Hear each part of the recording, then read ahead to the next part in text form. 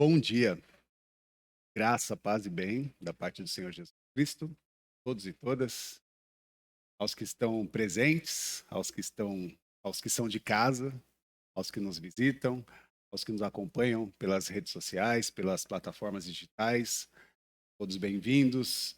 Que esse tempo seja um tempo precioso de partilha, de comunhão, de aprendizado. Que o Senhor possa continuar falando conosco, falando com as nossas vidas, nossos corações e que essa dimensão de aprendizado seja também um anseio entre nós de compartilhamento. Fala nas redes sociais, compartilhe essa mensagem com quem você ama, né? Mas a gente também está fazendo esse exercício aqui enquanto comunidade, que é se alimentando desse pão da vida, desse evangelho e propagando essa dimensão tão sagrada aos nossos afetos. Então, seja muito bem-vindo. Esse domingo é um domingo que o calendário cristão global marca, ou é marcado pelo período mais conhecido como Quaresma. Nós iniciamos no dia 18 a Quaresma, e hoje é o primeiro domingo de Quaresma, é o primeiro domingo que nós temos a marca desse período litúrgico de 40 dias até a Páscoa. E dentro dessa janela que antecede a Páscoa, eu decidi trazer uma série de ministrações, pregações, linkado a esse tema, a esse momento, para que nós possamos aprofundar a dimensão na compreensão do Evangelho, como ele se aponta na perspectiva dos últimos passos de Jesus na Terra. E a Páscoa é esse horizonte em que nós vamos caminhar durante esses 40 dias, durante essa quaresma. Uma coisa que é importante a gente elucidar é o nosso lugar na quaresma, né? Porque a Rede 80 é uma comunidade evangélica, independente. A Rede 80 é uma igreja de visão protestante. Nós não adotamos e não vamos adotar os ritos e muito menos a liturgia tradicional católica, embora sejamos também católicos na dimensão da palavra, né? Católicos, né? Somos crentes universais, mas não somos católicos apostólicos romanos, somos uma igreja evangélica independente.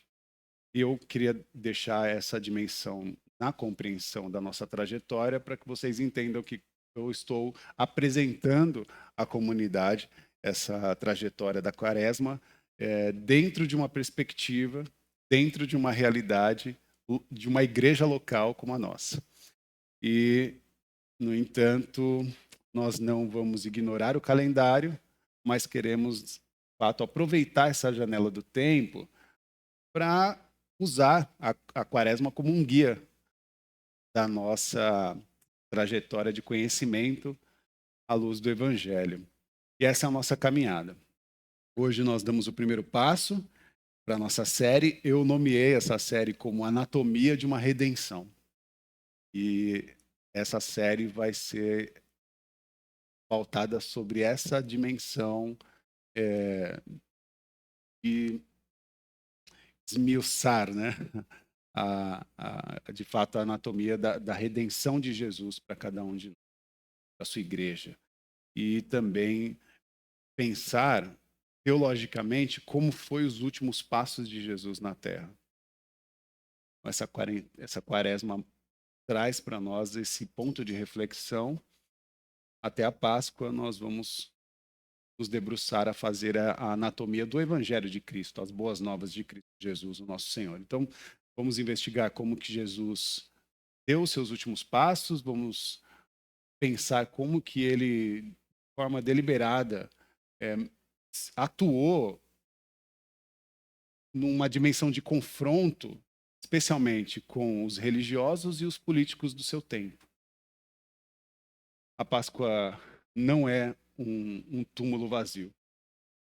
A Páscoa também não é uma dimensão mercadológica.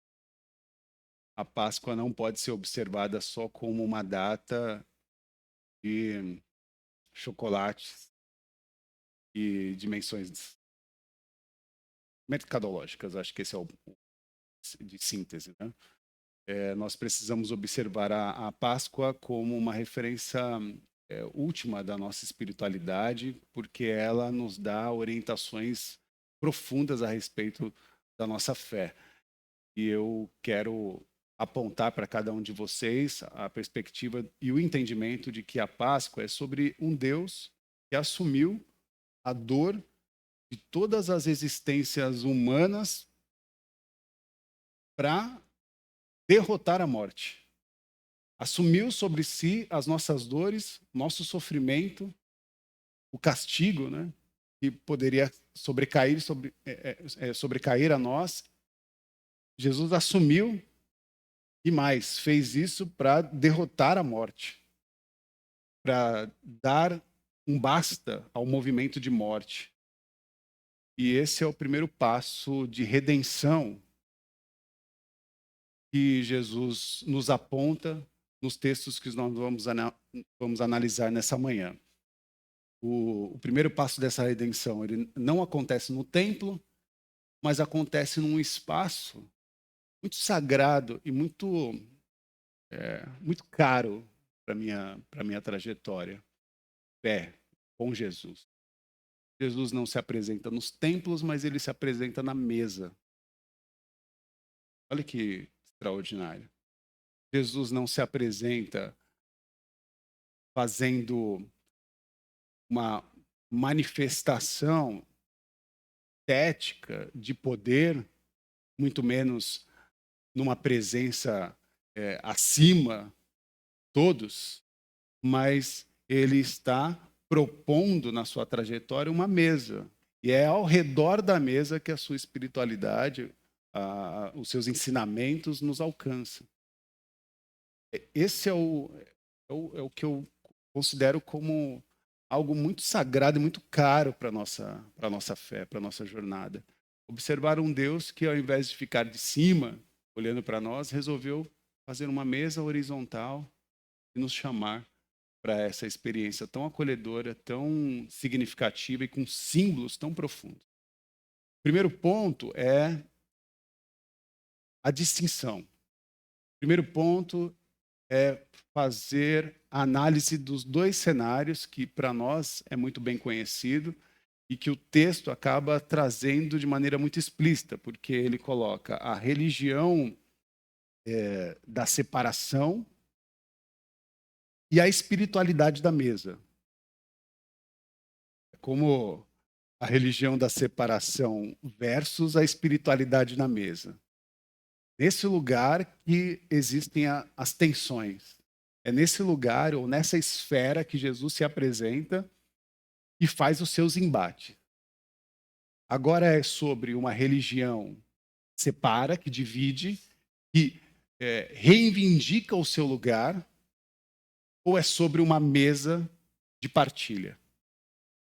Esse é o embate inicial, que é o primeiro ponto que eu queria trazer para a gente pensar. E para entender os últimos passos de Jesus, nós precisamos entender o que levou Jesus à cruz.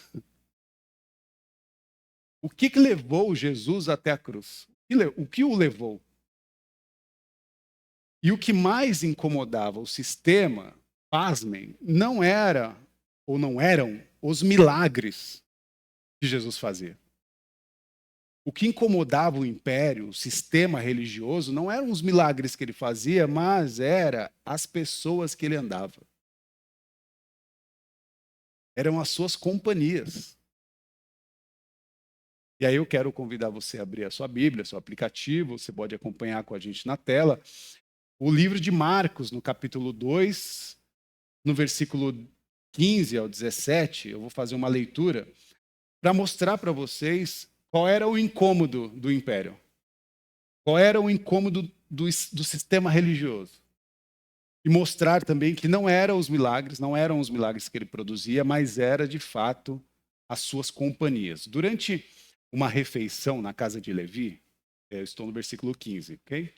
Marcos 2. Durante uma refeição na casa de Levi, muitos publicanos e pecadores estavam comendo com Jesus e os seus discípulos, pois havia muitos que o seguiam. Quando os mestres da lei, que eram fariseus, o viram comendo com pecadores e publicanos, perguntaram aos discípulos dele: por que ele come com publicanos e pecadores? Ouvindo isso, Jesus lhe disse: não são os que têm saúde que precisam de médico, mas sim os doentes. Eu não vim para chamar os justos, mas os pecadores. E aí? No mundo antigo, nesse tempo especificamente, a mesa ela era a fronteira de moralidade. A mesa era a fronteira. A mesa era o lugar onde se media quem podia estar e quem não podia, onde se dividia o pão, principalmente, com as pessoas que eram iguais. Esse era o movimento dos fariseus. Eles só dividiam a mesa, só dividiam o pão com aqueles e aquelas que eles consideravam o seu igual. Para o fariseu, a mesa era esse instrumento de separação. Inclusive, a palavra fariseu, na sua tradução, significa separado ou separatista, né? Quando você vê um movimento farisaico, você está falando de um movimento separatista. Quando você fala de um fariseu, na sua transliteração do hebraico, que é prushim, né, significa separado.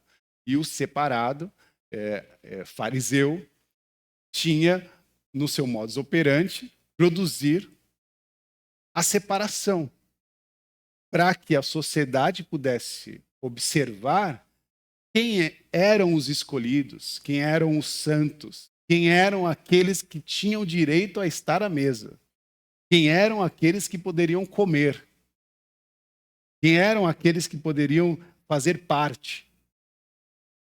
Eu assento a essa mesa porque eu sou puro.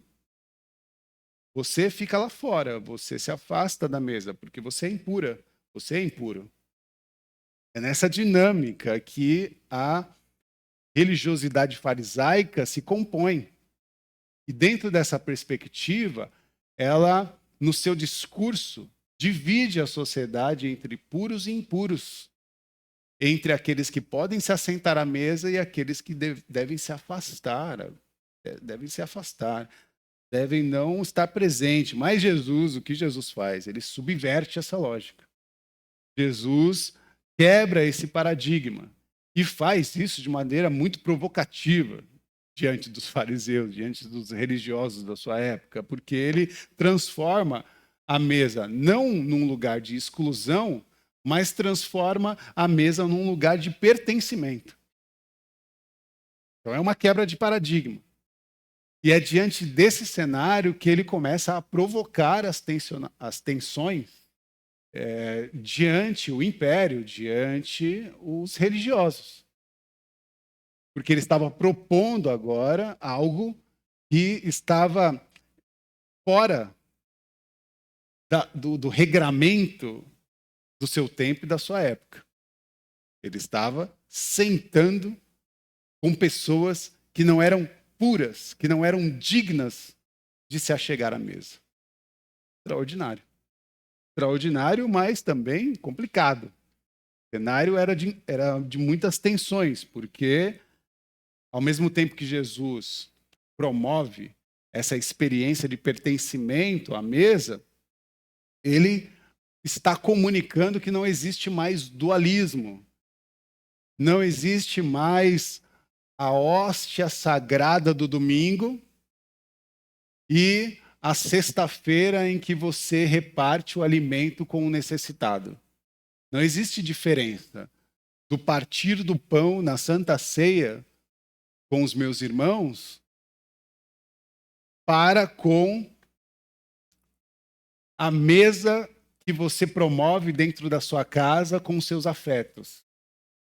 Ou a saída que você faz para o encontro daqueles que foram desolados, desfavorecidos, que estão em luto, que estão machucados, feridos, e você vai ao resgate, ao cuidado dessas pessoas. Para Jesus não existe mais distinção. A mesa sagrada, a hóstia partilhada, tudo isso faz parte de uma dimensão, sim, espiritual, mas também com contextos especificamente religiosos, mas que agora se assemelham ao movimento de partilha que nós fazemos com os nossos irmãos quando nós saímos desse lugar. Para Jesus é tudo igual. O compromisso que você faz e tem para se achegar à mesa do domingo é também o mesmo compromisso que você faz quando você sai daqui com um olhar atento àqueles que estão sofrendo, aqueles que sofrem, aqueles que têm fome, aqueles que têm sede. Jesus não descarta a sociedade ferida, machucada, sofrida. Pelo contrário, ele traz para eles e para elas a possibilidade de inclusão. Jesus mostra também um movimento muito específico, porque ele não se coloca como alguém que se santificou fugindo para um mosteiro. Jesus não fez um movimento de santidade ou de santificação indo para um mosteiro e se santificando. Ele não fez isso. Muito pelo contrário, o que ele fez? Ele se misturou. Ele foi para o meio do povo. Ele foi para o meio de toda a gente. Ele não dividiu o grupo social, as pessoas que estavam à sua volta. Muito pelo contrário, ele se misturou. Ele foi comer e beber com pessoas reais. Ele foi comer e beber com pessoas, com a gente. Ele foi comer e beber com pessoas ou com existências que eram, muitas delas, marginalizadas. Ele foi comer e beber com existências, com corpos que estavam cansados, feridos, que foram violentados. Era com esse tipo de gente que Jesus andava. Jesus se misturava. Ele não se absteu da presença, da relação, dos afetos. Muito pelo contrário, ele mergulhou em cada uma destas existências, desses corpos, e participou da vida real com cada uma delas. E essa, para mim, é a anatomia da redenção do Evangelho. A anatomia da redenção de Jesus para todos os povos. É quando ele, nesse movimento, mostra por onde ele começa. E por onde ele começa é onde ele provoca. Por onde ele começa é onde ele cria as suas tensões. E eu já vi muita gente dizer que os milagres de Jesus incomodavam os religiosos, mas eu discordo. Eu vou dizer que o que incomodavam os religiosos eram as companhias de Jesus. Eram as pessoas que andavam, que estavam ao seu redor. Então, essa era a multidão. Era um monte de gente diferente, era a diversidade de pessoas que estava em volta de Jesus que incomodavam os religiosos. A religião tradicional, ela tem uma característica, porque ela está sempre apontando o dedo, ela está sempre julgando e mostrando quais são os erros, as falhas, quem pode e quem não pode. Jesus, ao quebrar esse paradigma, demonstra um evangelho que não aponta o dedo, mas puxa a cadeira e oferece mais um lugar à mesa. Oferece mais um lugar à mesa a qualquer tipo de gente. E isso é extraordinário.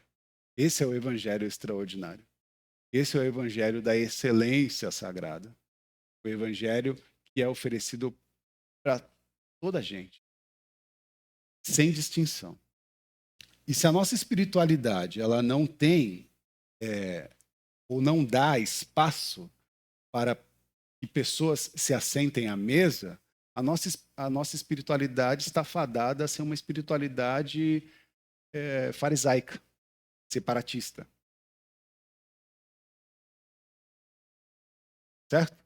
Agora, se nós nos levantarmos a contrapor essa dinâmica, aí sim nós entramos nos passos de Jesus. Aí sim nós entramos nos passos de Deus, do sagrado, na história. E é essa dinâmica que se assemelha com o Evangelho e não o contrário. Segundo ponto que eu queria trazer para o nosso pensamento de hoje é observar a partilha de Jesus como um ato político e a partilha de Jesus como um ato de cura. Quando Jesus desenvolve a mesa da partilha, ele está se posicionando politicamente. E ele também está fazendo um movimento de cura para aqueles e aquelas que são acolhidos. Conforme Jesus anuncia em Jerusalém, e aí eu vou pedir para você abrir em Lucas capítulo 22, Jesus avança para Jerusalém, apresentando a teologia da presença, a teologia da mesa.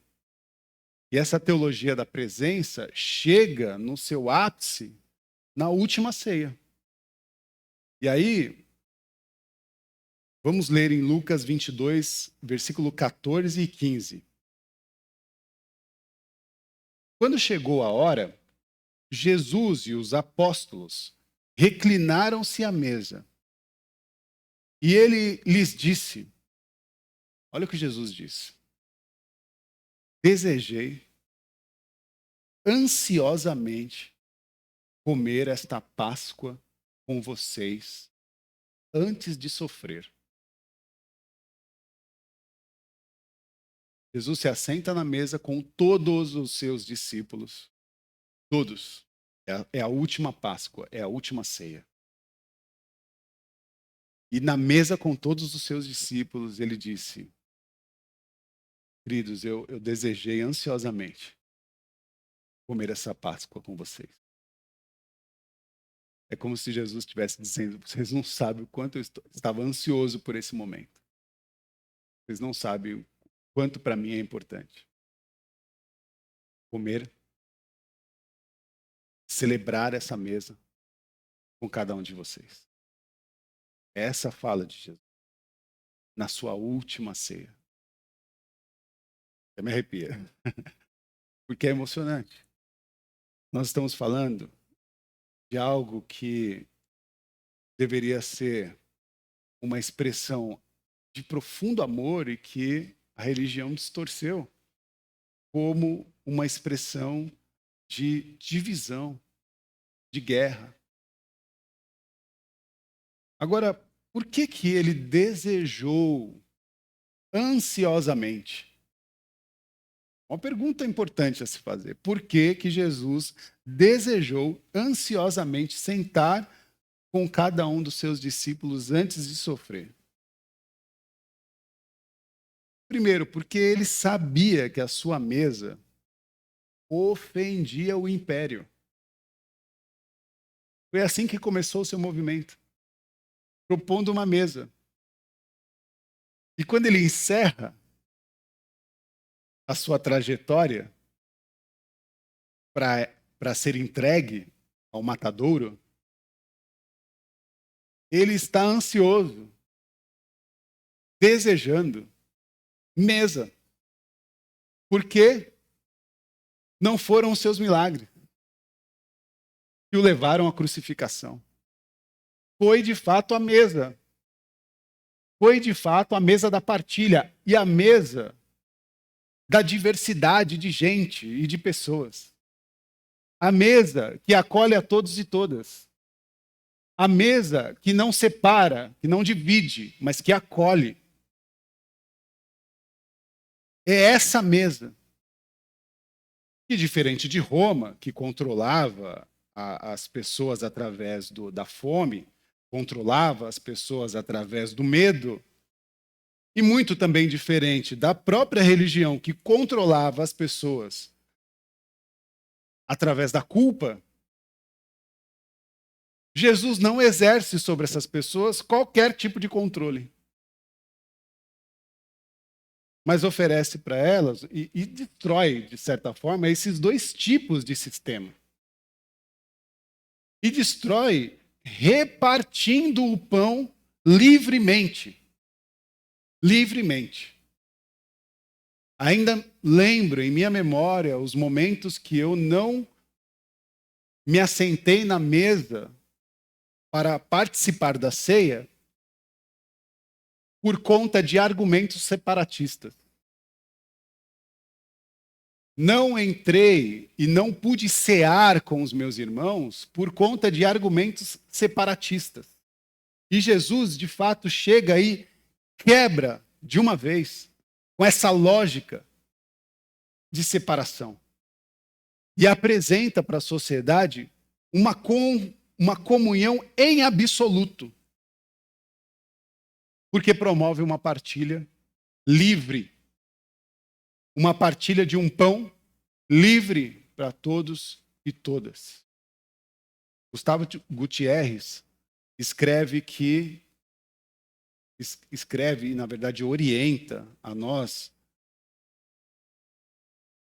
algo que é importante para a nossa caminhada. Olha o que ele diz. A pobreza não é uma fatalidade. É uma condição. A pobreza não é um infortúnio, uma infelicidade. A pobreza não é um azar. Quem já ouviu falar, ai, que azar, nasci pobre? A pobreza não é azar. Não é uma infelicidade. Não é um infortúnio, segundo Gustavo Gutierrez, eu concordo. Ele diz que a pobreza é uma injustiça. Se você é ou está pobre, está por fruto de injustiças. Por fruto de uma injustiça e por fruto de uma compreensão de uma condição. Quando Jesus se assenta à mesa com os pobres, quando Jesus se assenta à mesa com os cobradores de impostos, quando Jesus se assenta à mesa com as mulheres que eram para a sociedade invisibilizadas, ele está cometendo um ato político.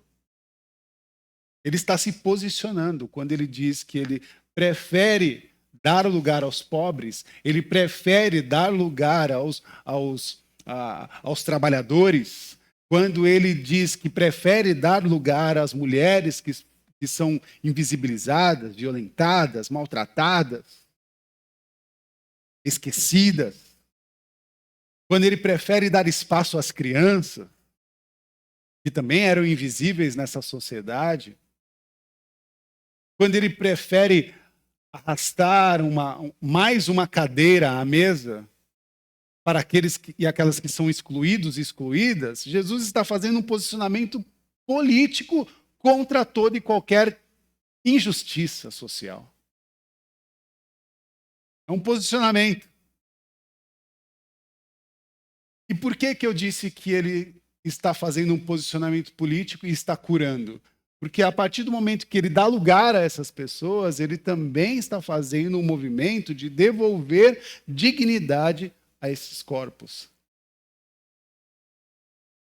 a estas existências. Ele está promovendo cura, dignidade para essas pessoas. Cura e dignidade a estas existências. Jesus sabia, meus irmãos, Jesus sabia que naquela mesa, com todos os discípulos, na última ceia, quem estava lá? Jesus sabia que Judas estava lá, o seu traidor. Jesus também sabia que Pedro o negaria.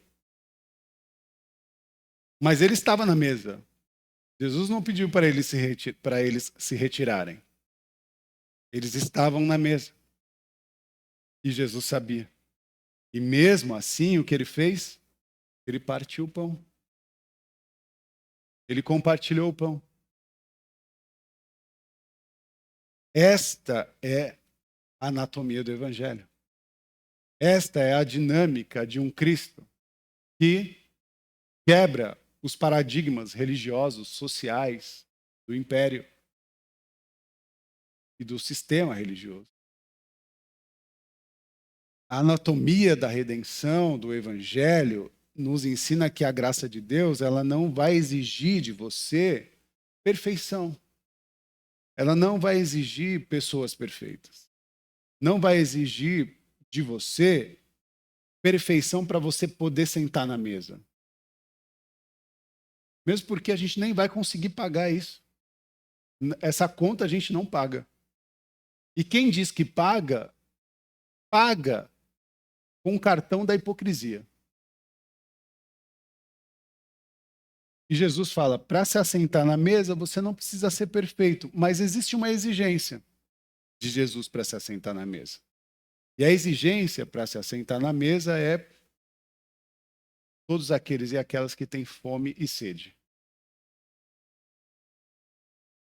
A mesa da partilha, Jesus oferece, é para quem tem fome. É para quem tem sede. E fome e sede, você vai ter leituras literais e simbólicas. Certo? Fome e sede literal e fome e sede simbólica. Bem-aventurados aqueles e aquelas que têm fome e sede de. Mas bem-aventurados aqueles também que, quando tive fome, quando tive sede, me deste de comer e beber. Nesta característica, a presença de Jesus cura, porque ele não espera que você melhore. Ele não espera que você melhorar para se relacionar com você. Muito pelo contrário. Ele entra na sua casa, ele senta na sua bagunça e promove uma grande ceia. Promove uma mesa partilhada e mais. Olha nos seus olhos. Diz: você não sabe o quanto eu desejei. Quanto eu estava ansioso para sentar na mesa com você. Para cear com você. Não tem noção quanto eu desejei promover essa ceia contigo.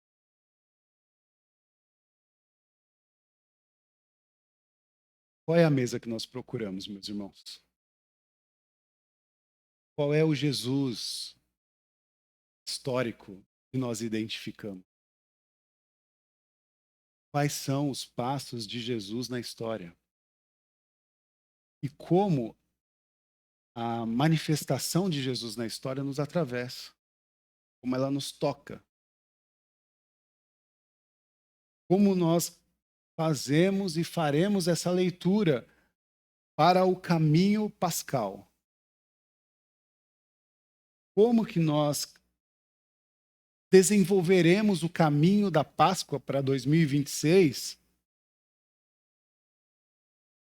O que eu quero é, de fato, desafiar a minha comunidade de fé, os meus irmãos,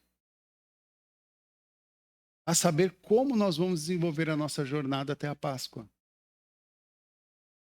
E a partir de hoje são 7 domingos.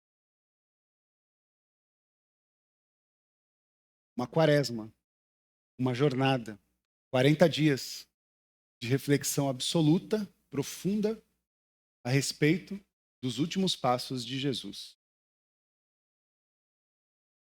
A cruz foi o preço que Jesus pagou por amar as pessoas.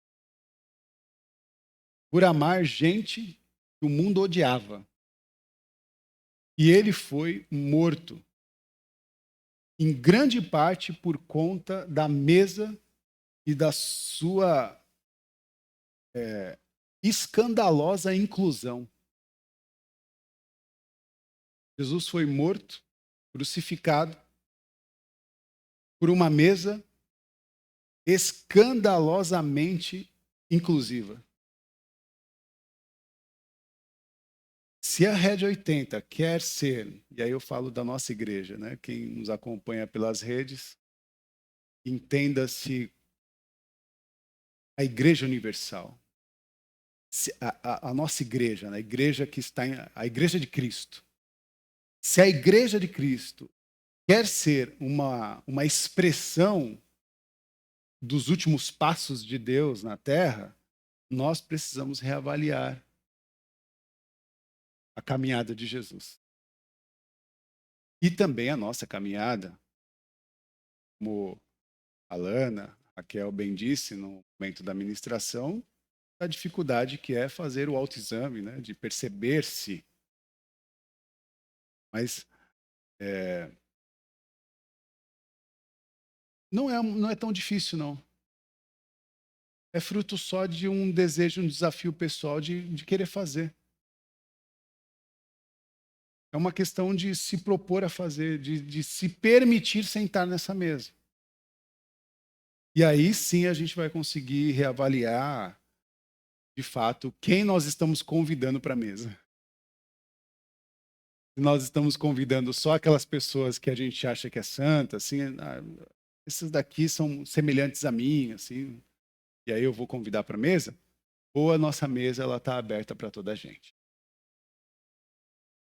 Que a revolução de Deus se manifeste no nosso olhar e também na nossa dinâmica diária. Que a revolução de Deus é uma mesa de jantar. A grande revolução de Jesus é uma mesa de jantar, com o pão e a partilha. Que ela continue entre nós. A mesa da partilha. Amém? Quero orar com você. Seus olhos fechados. Deus que se revela ao redor da mesa, nós te dedicamos a nossa vida. Dedicamos o nosso coração e nos debruçamos a aprofundar a nossa experiência cotidiana à luz do Evangelho. Um Evangelho resgatador. Um Evangelho que rompe com as dinâmicas do império, com as dinâmicas da colônia, com as dinâmicas dos argumentos preconceituosos e separatistas. E nos colocamos à disposição de, juntamente contigo, promover uma mesa compartilhada, sem distinções, para que possamos juntos experimentar a boa, perfeita e agradável vontade de Deus, que se manifesta numa mesa de amor, de cuidado, de cura, de libertação e de renovação da nossa consciência, do nosso coração e também dos nossos afetos.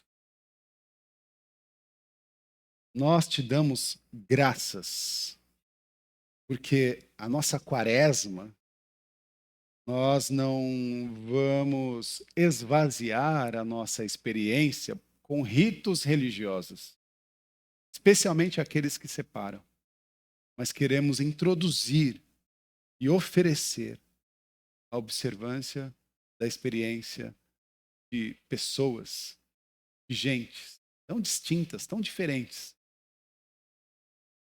e na possibilidade de convidá-las a essa partilha tão sagrada que o Senhor nos ensinou. Molda os nossos corações e nos cura, Senhor, não só das feridas que deixam o nosso corpo adoecido, mas as feridas da alma, aquelas que produzem desafetos, preconceitos, olhares doentios. Tudo isso caia por terra, para que o teu Espírito vivifique em nós, por nós e através de nós, em nome de Jesus. Com suas mãos aos céus, que o amor de Deus, que a graça do Senhor Jesus Cristo e que as consolações do Espírito Santo estejam sobre a vida de todas e todos. Que saiam todos daqui, conduzidos pelo sopro da divina Ruá. Que a graça, o bem do Senhor, que a justiça promovida por Ele se manifeste em nossos corações e em nossos afetos, em nome de Jesus. Que Deus nos abençoe. Amém. Amém. E amém.